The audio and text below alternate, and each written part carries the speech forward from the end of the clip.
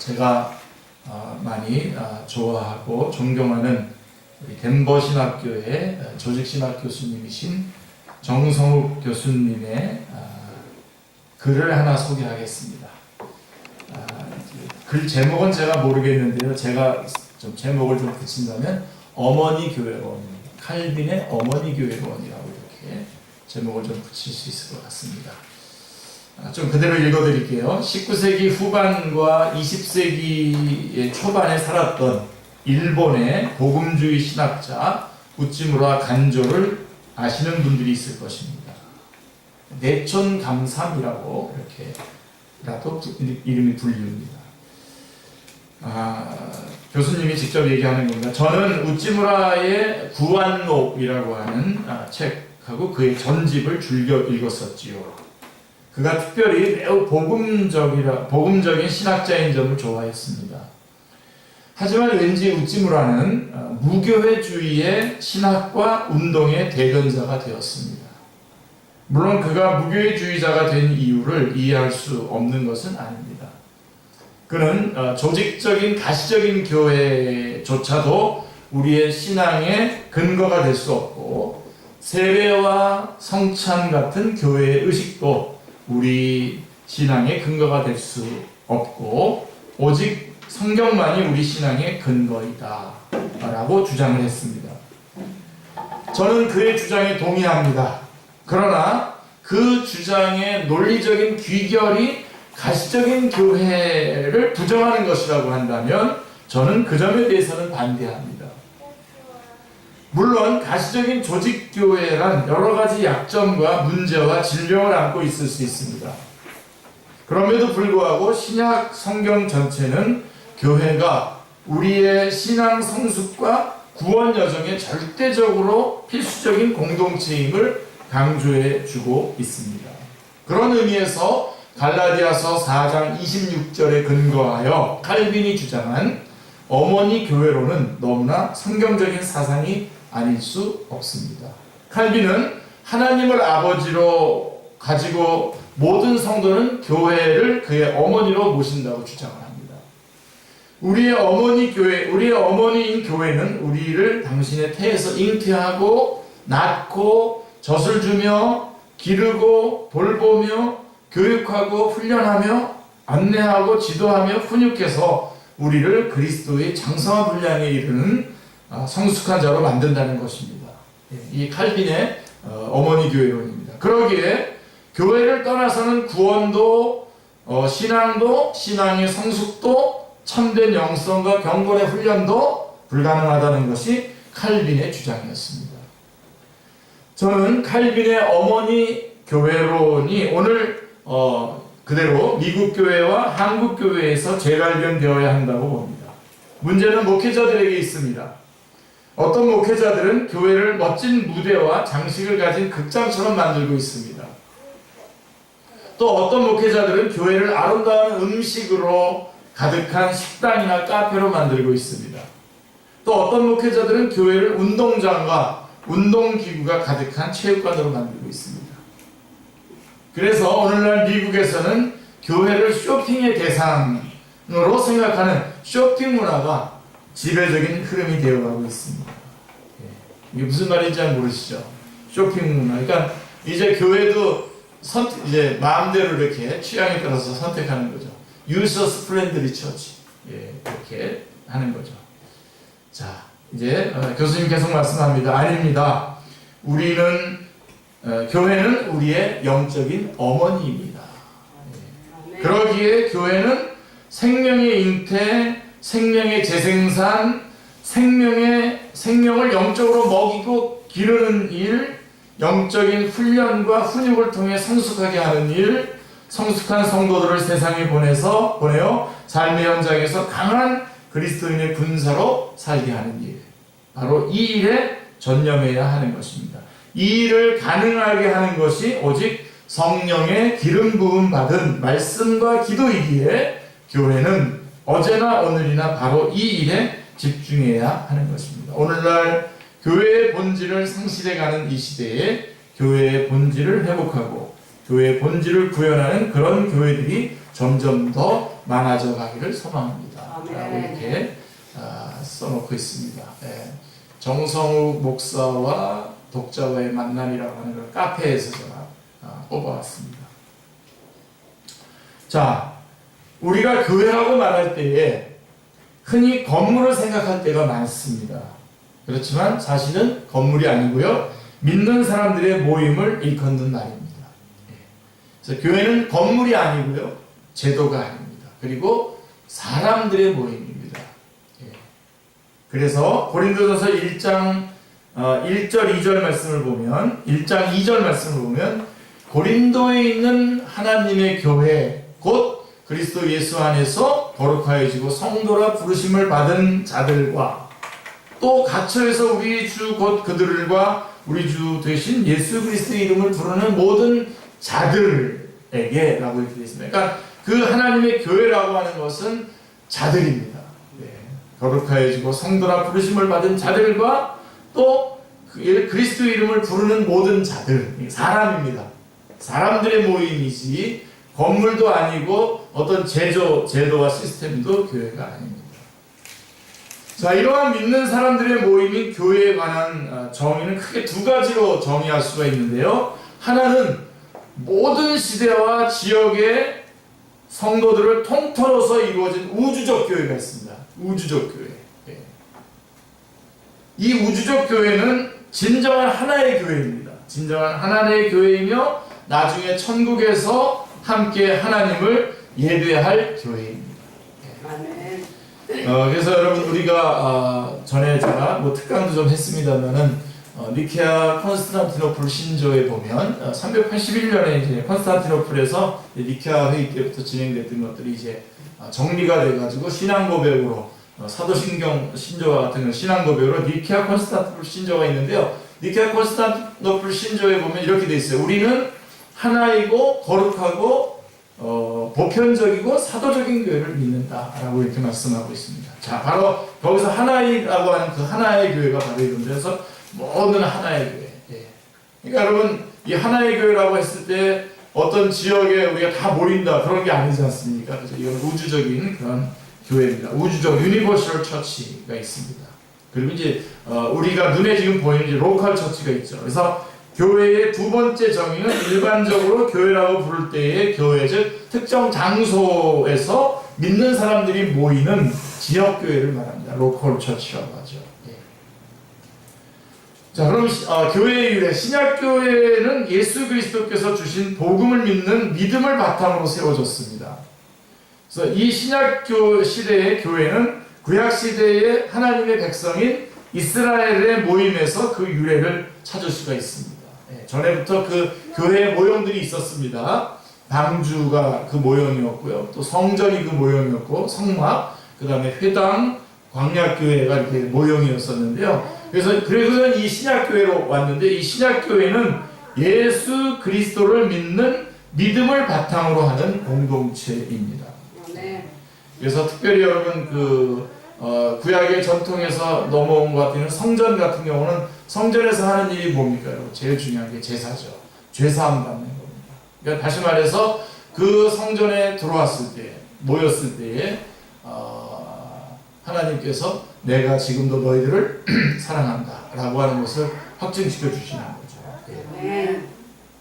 그래서 이 신학교회는 예수 그리스도를 믿는 믿음으로 받는 그것이 이어져서 이렇게 연결되어서 신약의 교회로 이어지는데요. 마태복음 16장 16절로 18절 말씀을 보면 시몬 베드로가 대답하여 이르되 주는 그리스도시요 살아계신 하나님의 아들이시니라. 예수께서 대답하여 이르시되 가요나 시몬아 내가 복이 있도다. 이를 내게 알게 한 이는 혈육이 아니요 하늘에 계신 내 아버지시니라. 또 내가 내게 이르노니 너는 베드로라. 내가 이 반석 위에 내 교회를 세우리니 음부의 권세가 이기지 못하리라 하면서 여기 이제 교회에 관한 이야기가 처음 이제 나오게 되는데, 바로 그 믿음, 주는 그리스도시요 살아계신 하나님의 아들이십니다 라고 하는 그 믿음 위에 하나님의 교회가 세워지는 거죠. 물론 이 반석 위에 내 교회를 세운다 그랬을 때 로마 카톨릭은 이 반석을 베드로라고 생각해요. 그래서 베드로가 이제 초대 교황이고, 교황 사제가 있는 곳에는 교회가 있고 이제 이렇게 나가는데, 우리는 그렇게 받아들이지 않습니다. 이 반석이라고 하는 것은 베드로가 고백한 주는 그리스도시요 살아계신 하나님의 아들입니다 라고 하는 그 고백, 그 위에다가, 그러니까 지금도 이런 고백을 한다면 거기에 하나님의 교회가 세워지는 것이죠. 예. 그런데 좀 한 걸음 더 나아가면은 제가 이 시간에 다 시간을 할 수 없지만 이 반석이라고 했을 때에는 진짜로 그 반석, 예수님께서 가이사랴 빌립보 지방에 가서 그 판신전이라고 하는 그 신전 위에, 신전을 보호하려고 그 요새로 이렇게 쌓아놓은 그 돌 위에서 지금 제자들에게 내가 이 돌, 이 디슬럽, 이 반석 위에 내 교회를 세우겠다라고 이렇게 말씀하셨다고 보는 견해도 있습니다. 선교적인 입장에서. 저는 두 번째, 제가 주는 그리스도시 살아계신 하나님의 아들입니다라고 하는 그 고백 위에 교회가 세워져야 된다는 것을 분명히 믿고 그것이 맞지만 거기에다 더해서 주님께서 그 장소에서 이 돌 위에다가 내 교회를 세우겠다라고 하신 그 것. 다시 말해서 예수님께서 이 땅에 오실 때가 바로 그런 거였어요. 그 판신전이라고 하는 그 악이 뜨글뜨글거리는 그 위에다가 내가 내 교회를 세우겠다라고 하는 것이죠. 네. 그래서 그냥 편하고 좋고 쉬운 데 가서 쓱 교회 이렇게 하나 이렇게 개척하고 그러는 게 아니라 정말 아무도 가지 않는, 그 다음에 정말 사람들이 그 악이 아주 붙잡혀. 예를 들면 우리 동네 같은 이런 무당들이 막 진을 치고 막 드글드글거리는 이 위에다가 하나님께서 교회를 세우시겠다라고 하는 그런 그 반석 위에 내 교회를 세우겠다라고 하는 그런 개념도 있다라고 하는 거 여러분들이 아시고요. 그거 많이 하시는 건 특강 시간은 아니고요. 그냥 교회에 대해서 좀 우리가 너무나 모르는 거 지금 이제 다음 주에 한 번 더 이제 종말에 대해서까지 하면 이제 우리 12번 정도 이렇게 기본적인 거 쭉 다 하고 있는데 우리 개경전님 다 기억나시나요? 개경전님. 맨 처음에 성경에 대해서 하나님에 대해서 이렇게 쭉 이제 그거를 이제 하게 된 거죠. 그때를 계기로 해서. 그래서 오늘 교회에 대해서 그래도 여러분들이 대충 그런 그 어떤 개념을 분명하게 잡으셔야 됩니다. 자, 그래서 여기서 이 반석, 예수 그리스도를 하나님의 아들이시며 구원의 주님으로 고백하는 그 믿음을 의미하는 것이고, 또 교회의 주인은 또 누굽니까? 바로 그리스도. 머리가 되신, 교회의 머리가 되시는 예수 그리스도이십니다. 골로새서 1장 18절 말씀해 보시면 그는 몸인 교회의 머리시라. 그가 근본이시오 죽은 자들 가운데서 먼저 나시리시는 친히 만물의 으뜸이 되려 하심이요라고 말씀하고 있습니다. 따라서 교회는 특정 개인의 사사로운 목적이나 세속적인 이익과 영광을 추구하기 위한 것이 아닙니다. 교회의 진정한 목적은 예수 그리스도를 믿는 믿음을 통해서 하나님의 영광과 나라를 추구하는 것입니다. 아멘. 자, 그 다음에 때때로 우리는 우리 눈에 보이는 모든 교회들이 하나님의 보기에도 진정한 교회일까라고 하는 의문을 갖기도 합니다. 예, 사실 그렇지 않습니다. 최근에 이렇게 대형 교회의 그런 그 어떤 문제들, 내용을 얘기하지는 않겠습니다. 그런 문제들이 일어났을 때 세상에서 제기하고 있는 문제들, 그 다음에 교회 안에 있는 사람들이 제기하고 있는 문제들이 뭐냐면 그 목사님 구원 받았나? 그 목사님 구원 받았나? 이제 그렇게 하는 질문들을 저한테 꽤 많이 합니다. 자, 그래서 우리가 눈에 보이는 교회가 있고 눈에 보이지 않는 교회가 있다는 것을 여러분들이 기억하셔야 됩니다. 교회는 눈에 보이는 교회와 눈에 보이지 않는 교회로 구분이 됩니다. 그래서 눈에 보이는 교회란 말 그대로 눈에 보이는 모든 교회 안의 모든 사람들의 교회 안의 사람들의 모임을 부르는 말입니다. 그러니까 오늘 우리가 교회입니다. 이렇게 우리 안에. 하지만 교회에 다닌다고 물론 우리 교회는 조금 이 부분에서 지금 예외가 될 수 있겠습니다만은 교회에 다닌다고 모두가 진정으로 거듭난 것은 아니죠. 교회 안에는 정말로 성령님으로 거듭난 사람도 있지만 그렇지 못한 사람들도 있습니다. 따라서 진정한 의미에서의 교회란 정말로 영적으로 거듭난 사람들만의 모임입니다. 아멘. 이 진정한 교회는 사람들의 눈으로는 명확하게 구분할 수가 없습니다. 그렇죠? 없지만 영적으로는 그 경계가 분명합니다. 예수님을 구주로 믿었느냐 아니냐라고 하는 분명하게 구분이 됩니다. 우리나라 초창기 역사에 보더라도 독립운동을 하려고 교회에 들어온 사람들도 있었습니다. 예, 그런 경우도 있었고 또 여러 가지 또 그런 것 때문에 교회에 들어온 사람도 있었지만 핍박과 어떤 그런 것들이 일어났을 때 이게 분명하게 많이 그래도 가시적으로 확인이 됐었거든요. 그러나 그럼에도 불구하고 분명하게 우리의 눈으로는 확인할 수가 없습니다. 그렇지만 영적으로는 분명한 경계선이 있다라고 하는 것을 여러분들이 아시길 바랍니다. 자, 그래서 일반적으로 눈에 보이는 교회 안에는 이 진정한 교회에 속한 사람들과 그렇지 못한 사람들이 섞여 있습니다. 따라서 눈에 보이는 더 커다란 교회 안에 눈에 보이지 않는 더 작은 교회가 들어있다고 말할 수 있습니다. 그래서 마지막 심판 때가 되면 이 두 종류의 차이가 분명하게 드러나게 되죠. 그래서 여러분 마태복음 25장에 나오는 양과 염소의 비유에도 보면 나오죠. 인자가 자기 영광으로 모든 천사와 함께 올 때에 자기 영광의 보좌에 앉으리니 그러면서 모든 민족을 그 앞에 모으고 각각 구분하기를 목자가 양과 염소를 구분하는 것 같이 하여 양은 오른쪽에 염소는 왼쪽에 두리라. 그때에 임금이 그 오른편에 있는 자들에게 이르시되 내가 네 아버지께 복받을 자들이여 나와 창세로부터 너희를 위하여 예비된 나라를 상속하라. 이렇게 말씀하고 있습니다. 또 여러분 기억나는 비유 있죠. 양과 염소 비유 말고 또 가라지 비유라고 있잖아요. 가라지. 그래서 그 원수가 와가지고 마태복음 13장에 보면은 가라지 비유, 원수가 이렇게 알곡을 심었는데 원수가 와가지고 밤에 가라지를 심어요. 그래서 교회 안에 보면 똑같아요. 같이 자라가요. 그래서 중간에 만약에 그 가라지를 막 이렇게 잘라낸다가 알곡도 자라니까 놔두라는 거예요. 그래서 마지막 때 가면 확연하게 드러난다는 거죠. 그리고 마태복음 13장에 보면 그 뒤쪽에 가면 또 하나 비유가 나오는데 그물 비유도 마찬가지입니다. 고기를 이렇게 쭉 이렇게 다 그물로 이렇게 다 건질 때는 거기에 뭐 좋은 고기, 나쁜 고기 다 건져지는데 좋은 고기들은 거두고 나쁜 고기들은 다시 갖다 버리는 그런 내용들이 나오는 그물 비유. 13장 47절 57절에도 나와 있는 것을 보게 됩니다. 그래서 양과 염소 비유로 와서 좀 정리를 한다면, 자, 여기에서 양이라고 하는 것은 진정으로 믿음을 가진 하나님의 백성을 의미하는 것이고, 염소란 교회라는 울타리 안에는 있지만 실제로는 하나님의 백성이 아닌 자들을 일컫는 말입니다. 자, 그러면 교회가 참된 교회가 되려면 어떻게 됩니까? 교회가 참된 교회가 되려면, 자, 제일 중요한 게 이겁니다. 복음의 순수성과 절대성. 참된 교회의 가장 중요한 특징은 바로 복음의 진리가 있는 그대로 전해지는 곳. 복음의 그 순수함, 그 절대성이 그대로 전달되는 교회가 참된 교회죠. 교회는요, 여러분, 동호회가 아닙니다. 교회는 동호회나 친목단체가 아닙니다. 이런 마음으로 이렇게 밀고 들어오는 경우가 많아요. 그래서 우리가 몇 명, 내가 그 교회로 들어가겠다는데 절대로 안 되는 거예요. 그렇게 되면 그 교회 망합니다. 그 교회가 힘이 그 생명력이 없으면요, 휘둘립니다. 동호회나 친목단체가 아니고요. 또 교회는 성경을 자기 마음대로 해석하고 세상적인 관점으로 가르치는 것이 아닙니다.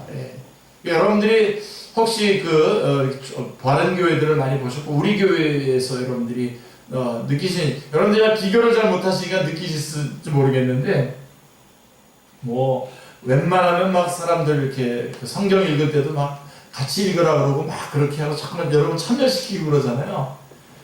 사실은 예배는 그런 것이 아닙니다. 제가 저희 선생님, 우리 선생님한테도 배운 겁니다만, 그리고 제가 말씀을 보면서 이렇게 확증하는 겁니다만, 이렇게 선포하는 거죠. 말씀을 이렇게 읽을 때 선포하는 거죠. 그래서 우리 다른 데 가서 제가 예배 드리고 설교하고 그럴 때 제가 뭐 이렇게 갈 때 사회자들이 대부분 어떻게 하냐면 성경 본문을 찾아놓고선 같이 읽읍시다 그래요. 아닙니다. 여기서 일방적으로 이렇게 선포하는 거죠. 그래서 많이 얘기해줘도 또 잊어버리고 또 그렇게 해요. 그럼 제가 그때마다 또 얘기해요. 그래서 아주 꼰대라고 저를 생각할지도 모르는데, 이게 왜 그러냐면 제가 그렇게 뭐 불고서 그런 게 아니라 그게 하나님의 교회의 원칙입니다. 동호회가 아니거든요. 교제하려고 지금 설교하는 거 아니거든요. 지금 이게 이 시간. 아주 심한 교회는 어떻게까지 하는지 아십니까?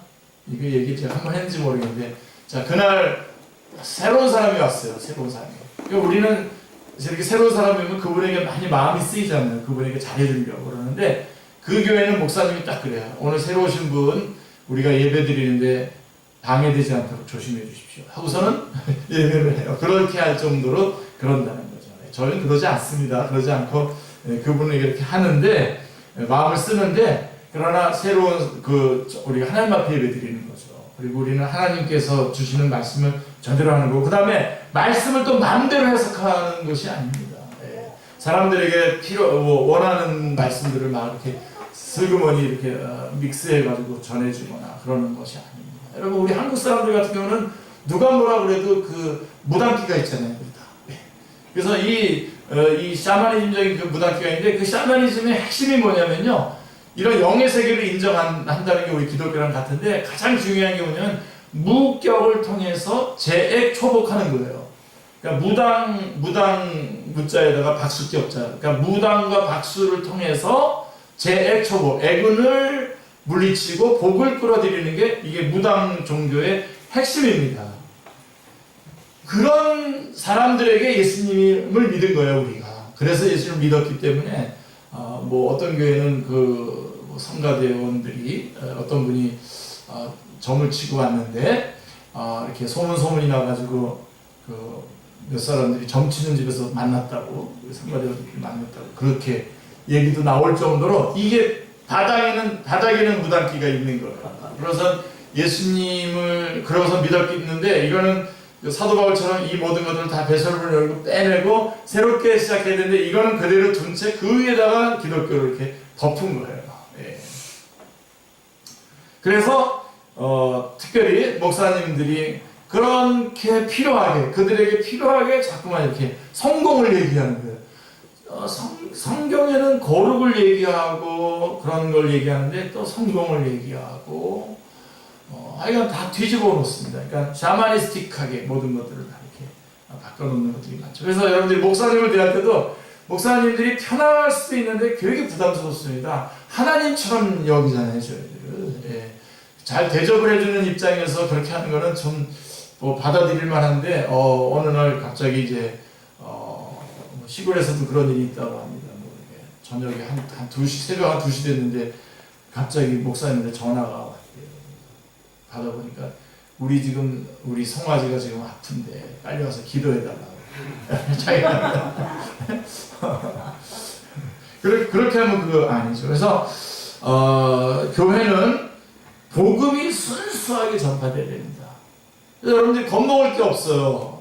어떤 분들은 좀 이렇게 그렇게 안 믿는 사람이라든가 젊은 청년이라든가 어린아이들을 갖다가 배려한다 그래가지고 뭐 열린 예배, 뭐 열린 청소년 예배 이렇게 얘기하는데, 여러분 제가 분명하게 말씀드립니다. 열린 예배라는 건 없습니다. 청소년을 위한 예배라는 건 없습니다. 예배는 하나님께 드리는 거고 하나님의 예배고, 그렇게 예배 드릴 때에 하나님께서 성령님으로 역사하셔서 우리 안에서 역사하시는 거지, 우리가 인간적인 어떤 방법으로 이렇게 접근을, 물론 우리가 그 범위를 벗어나지 않는 범위 안에서 잘 접근해가지고 할 수 있는 그런 모든 노력은 해야 되겠죠. 깨끗하게 청소하고 사람들을 맞이한다든가 하는 그런 것들을 해야 되겠지만, 그러나 우리가 먼저 겁먹을 건 없습니다.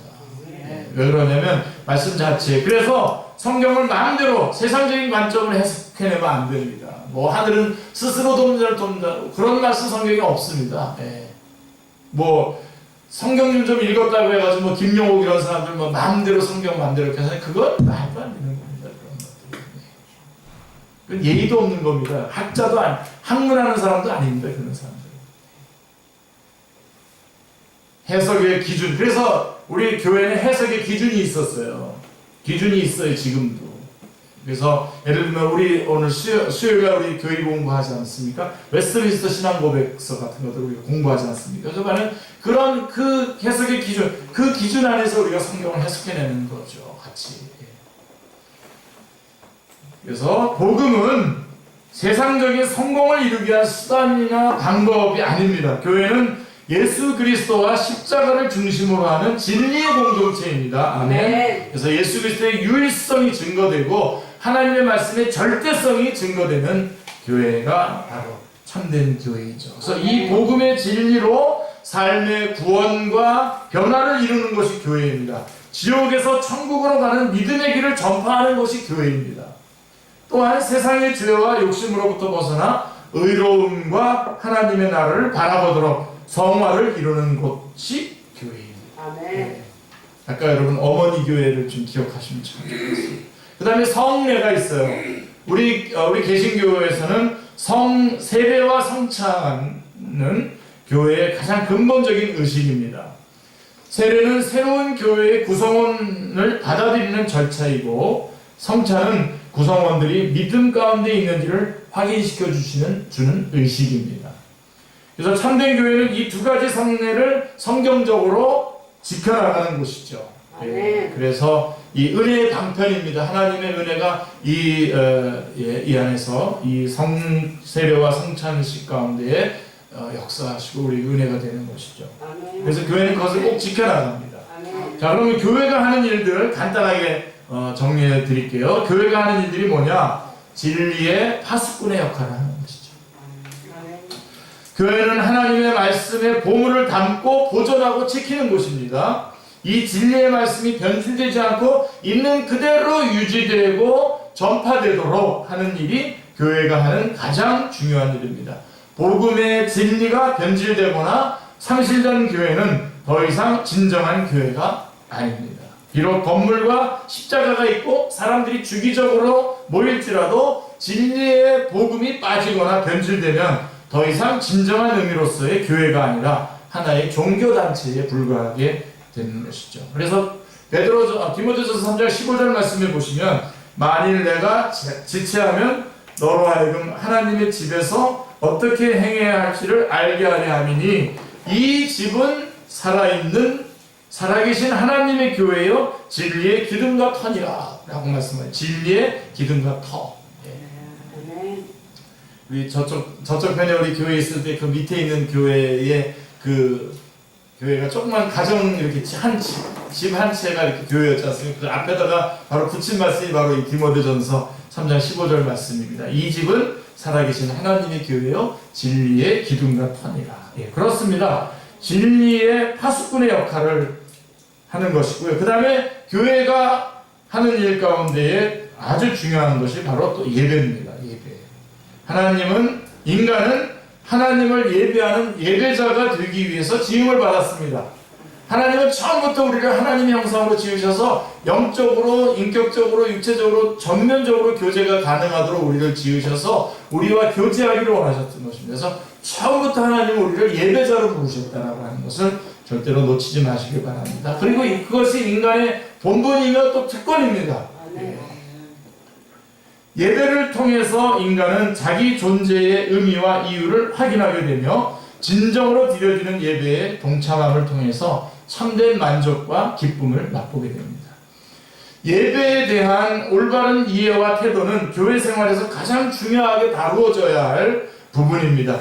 예배를 소홀히 하는 것은 하나님을 소홀히 하는 것과 마찬가지다라고 하는 사실을 깨달아야 됩니다. 또한 예배란 단지 주일날에만 이루어지는 것이 아니고요. 주일날 우리가 이렇게 다 같이 공적으로 예배드리는 것은 너무나 엄청나고 감격스러운 일이고요. 그것뿐만이 아니라 사실은 믿는 자들의 삶 자체가 하나님께 드려져야 할 예배입니다. 로마서 12장 1절에 보면 그러므로 형제들아 내가 하나님의 모든 자비하심으로 너희를 권하노니 너희 몸을 하나님이 기뻐하시는 거룩한 산 제물로 드리라. 이는 너희가 드릴 영적 예배니라 라고 말씀하고 있습니다. 그리고 예배, 그러니까 진리의 보수, 예배, 그 다음에 세 번째가 교제입니다. 교제. 예수 그리스도의 십자가의 복음은 죄로 단절된 하나님과 인간 사이의 벽을 허물고 서로 관계를 맺고 교제를 누리는 삶이 가능하도록 만들었습니다. 지난주에 저희가 부활의 공동체라고 하면서 사도행전 2장하고 사도행전 4장에 나오는 그 초대교회의 그 서로 유무상통하는 그런 내용들을 말씀을 드렸지 않습니까? 그들이 사도의 가르침을 받아서 서로 떡을 떼고 교제하며 기도에 힘썼다라고 하는 걸 기억나시죠? 그런 것처럼 이 성도 간의 교제, 하나님께서 내가 하나님과의 관계 속에서 예배뿐만 아니라 수평적으로 또 성도들과의 관계에서의 교제, 이게 아주 중요한 겁니다. 그래서 아까 우찌무라 간조가 말한 것 같은 그런 무교회주의, 교회가 모여서 이렇게 형태를 나타내고 모였을 때 오는 그런 부작용보다도 바로 이러한 것 때문에 모여서 함께 교제를 나누는 것이 굉장히 중요하다라고 하는 것이죠.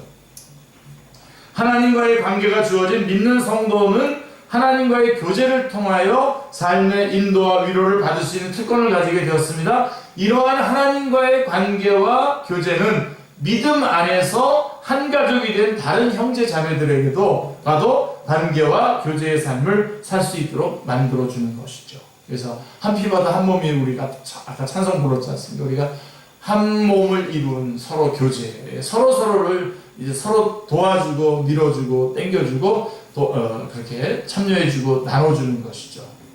하나님과의 수직적인 관계와 교제는 예수 그리스도 안에서 다른 지체들과의 수평적 관계와 교제와 함께 이루어지는 것이죠. 따라서 풍성한 그리스도인의 삶은 하나님과의 수직적인 관계와 그분의 사랑을 가운데에 맺어진 다른 지체들과의 수평적인 관계가 모두 충족될 때에 열매를 맺을 수 있습니다.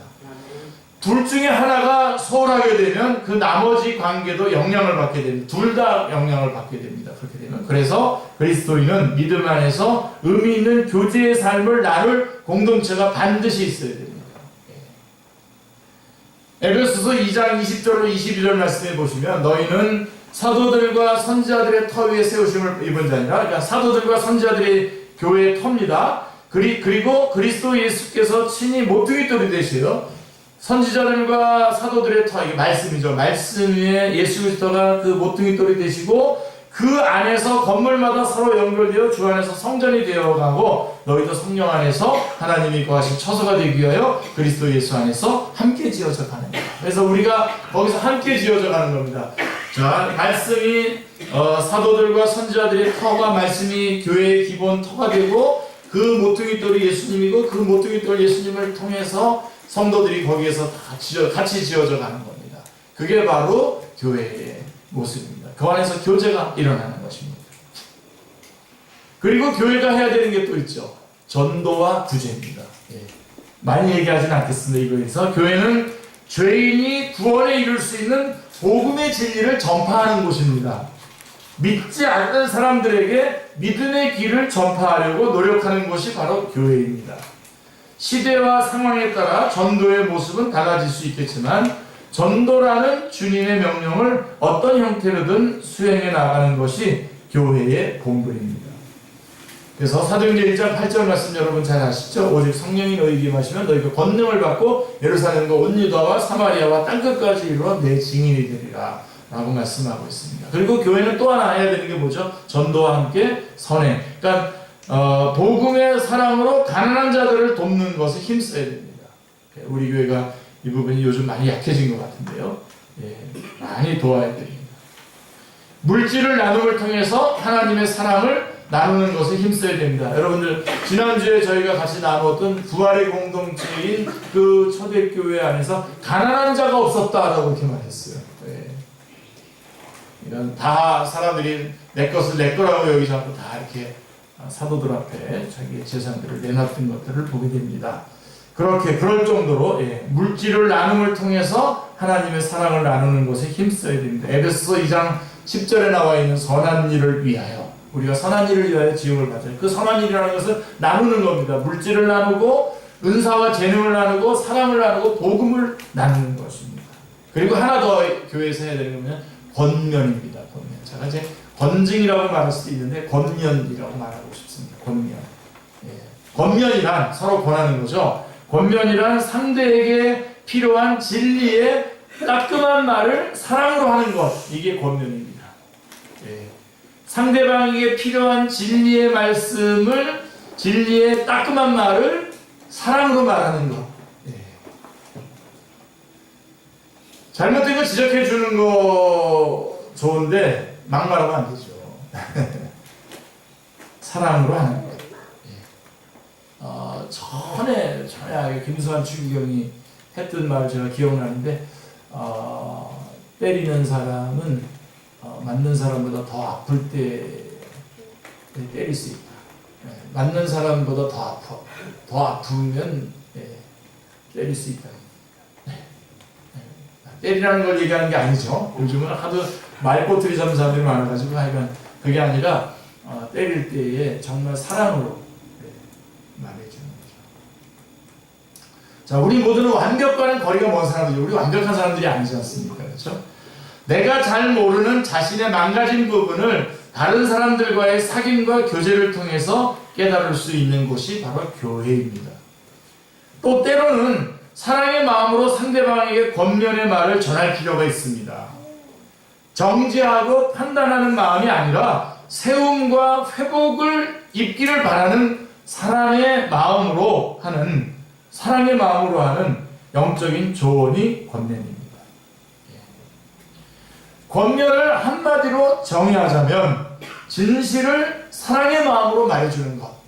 진실을 사랑의 마음으로 말해주는 것. 저는 진실을 사랑의 마음으로 말해주기 전에 일단 기도해 줘야 됩니다. 오직 기도의 제목으로. 기도의 제목. 제가 어디 산에 가서 이렇게 기도한다고 사람들 모여가지고 이렇게 둘러앉아가지고 누구 어떠고 해서 막 비판하면서 기도원커녕 기도원에 가서 둘러앉아가지고 사람들 욕만 하고 오는 그런 거 제가 봤는데요. 절대로 다른 사람에 대해서 약한 부분에 대해서는 기도의 제목으로 하고, 혹 말했다면 지금 이렇게 말해야 되고, 정말 당사자에게 말하려면 정말 순교하는 마음으로 가서 전달해 주셔야 됩니다. 여러분 직접 하지도 마시고요. 그래서요, 물어보지 마세요. 저 아직 우리 대형장님 전화번호도 제가 안 물어봤어요. 본인이 알려줄 때까지. 예를 들면 본인이 말할 때까지 본인이 나타낸 것만큼만 나타내고 싶은 거 아닙니까? 그러나 내가 기도해주고 좀 더 가까워지고 그러면 좀 더 이런저런 기도 제목도 또 서로 내지 않겠습니까? 그런 거. 권면은 필요합니다만은 그런 면에서 참 여러분들이 상당히 주의하셔야 됩니다. 잠언 27장 5절 6절에 보면 면책은 숨은 사랑보다 나으니라. 친구의 아픈 책망은 충직으로 말미암는 것이나 원수의 잦은 입맞춤은 거짓에서 나는 것이니라 라고 말씀하거든요. 제가 표준 세번역으로 좀 읽어드릴게요. 드러내놓고 꾸짖는 것이 숨은 사랑보다 낫다.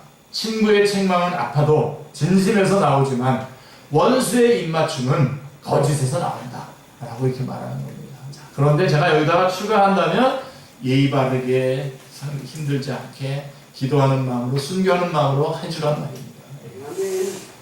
종합적으로 교회란 복음의 진리를 믿는 믿음을 통해서 구원을 선물로 받은 하나님의 자녀들이 진리 가운데에 성화의 삶을 살아가며 서로 사랑하고 나누며 함께 하나님의 나라를 이루어가는 공동체입니다. 모이기를 힘쓰는 여러분들 다 되시기를 주님의 이름으로 축원합니다. 기도하겠습니다.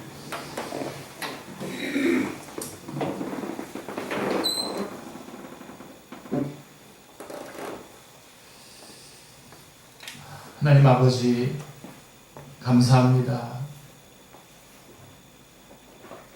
저희들에게 귀한 교회를 주시고 하나님 이곳에서 생명의 말씀이 증거되고 또 저희들의 연약한 믿음이 점점점 자라가며 성도 간의 교제가 있고 헌신과 섬김과 나눔이 있는 그런 교회로 저희들을 세워주시고 오늘 저희들을 인도해 주셨사오니 하나님 감사합니다. 저희가 모여서 하나님의 은혜를 받고 예배하고 또 함께 교제하며 서로서로를 세워주고 또 섬기며 나누며 돌보는 아름답고 복된 귀한 공동체가 하나님 되게 하여 주시고 특별히 하나님 함께 모여 말씀 듣고 기도하는 하나님의 교회가 되게 하여 주시옵소서. 감사드리오며 주 예수 그리스도의 이름으로 기도드리옵나이다.